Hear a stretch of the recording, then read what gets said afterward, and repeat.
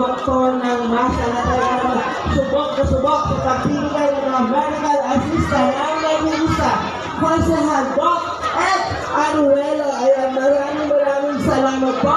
Barangay 35 at sa kanila po punong barangay Hap Anoy. Ayan, nandito na rin po ang mga barangay staff, ang mga tanod na tumutulong po sa pagbibigay po ng bigas ngayong araw na ito. Pwede sabay.